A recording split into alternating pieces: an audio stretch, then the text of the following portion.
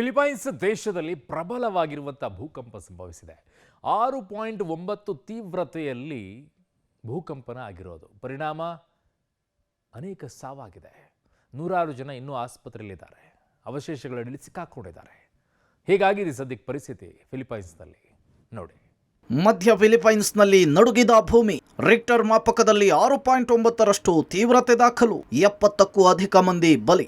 ಮಧ್ಯ ಫಿಲಿಪೈನ್ಸ್ ಪ್ರಾಂತ್ಯದಲ್ಲಿ ನಿನ್ನೆ ತಡರಾತ್ರಿ ಪ್ರಬಲ ತೀವ್ರತೆಯ ಭೂಕಂಪ ಸಂಭವಿಸಿದೆ. ರಿಕ್ಟರ್ ಮಾಪಕದಲ್ಲಿ 6.9ರಷ್ಟು ತೀವ್ರತೆ ದಾಖಲಾಗಿದೆ. ಮನೆಗಳು ಮತ್ತು ಕಟ್ಟಡಗಳ ಗೋಡೆಗಳು ಕುಸಿದು ಸುಮಾರು 70 ಮಂದಿ ಮೃತಪಟ್ಟಿದ್ದಾರೆ. 150ಕ್ಕೂ ಹೆಚ್ಚು ಜನರು ಗಾಯಗೊಂಡಿದ್ದಾರೆ. ಸಾವಿನ ಸಂಖ್ಯೆ ಮತ್ತಷ್ಟು ಏರಿಕೆಯಾಗುವ ಸಾಧ್ಯತೆ ಇದೆ. ಭೂಮಿಯ 5 ಕಿಲೋಮೀಟರ್ ಆಳದಲ್ಲಿ ಕಂಪನ ಸೃಷ್ಟಿಯಾಗಿದೆ. ಭೂಕಂಪದ ಕೇಂದ್ರ ಬಿಂದು ಸೇಬು ಪ್ರಾಂತ್ಯದ ಕರಾವಳಿ ನಗರದ ಬೋಗೋದಿಂದ ಈಶಾನ್ಯಕ್ಕೆ ಸುಮಾರು 19 ಕಿಲೋಮೀಟರ್ ದೂರದಲ್ಲಿದೆ. ಅಲ್ಲಿ ಕನಿಷ್ಠ 14 ನಿವಾಸಿಗಳು ಮೃತಪಟ್ಟಿದ್ದಾರೆ ಎನ್ನಲಾಗ್ತಿದೆ. ಚರ್ಚ್ ಕಟ್ಟಡದ ಗೋಪುರ ಕುಸಿದು ಬಿದ್ದಿದೆ. ರೆಸ್ಟೋರೆಂಟ್ನಲ್ಲಿ ಭೂಮಿ ನಡುಗ್ತಾ ಇದ್ದಂತೆ ಗ್ರಾಹಕರು ದಿಕ್ಕಾಪಾಲಾಗೋಡಿದ್ದಾರೆ.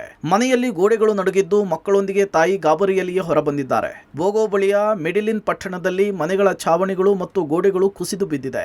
ಬೋಗೋದಲ್ಲಿ ಸಾವಿನ ಸಂಖ್ಯೆ ಹೆಚ್ಚಾಗುವ ನಿರೀಕ್ಷೆ ಇದೆ. ಭೂಕುಸಿತ ಮತ್ತು ಬಂಡೆಗಳಲ್ಲಿದ್ದಂತಹ ಹಾನಿಗೊಳಗಾದಂತಹ ಪ್ರದೇಶಗಳಲ್ಲಿ ರಕ್ಷಣಾ ಕಾರ್ಯಾಚರಣೆ ನಡೀತಾ ಇದೆ. ವಿಶ್ವದ ಅತ್ಯಂತ ಭೂಕಂಪ ಪೀಡಿತ ರಾಷ್ಟ್ರಗಳಲ್ಲಿ ಫಿಲಿಪೈನ್ಸ್ ಕೂಡ ಒಂದಾಗಿದೆ. ಸದ್ಯ ರಕ್ಷಣಾ ಕಾರ್ಯಾಚರಣೆ ಮುಂದುವರೆದಿದ್ದು ಕಟ್ಟಡಗಳ ಅವಶೇಷಗಳ ಅಡಿಯಲ್ಲಿರುವಂತಹ ಜನರ ರಕ್ಷಣೆಯನ್ನ ಮಾಡಲಾಗ್ತಿದೆ. ಪ್ರಬಲ ಭೂಕಂಪನದ ಹೊಡೆತದಿಂದ ಜನರು ಕಂಗಾಲಾಗಿದ್ದಾರೆ.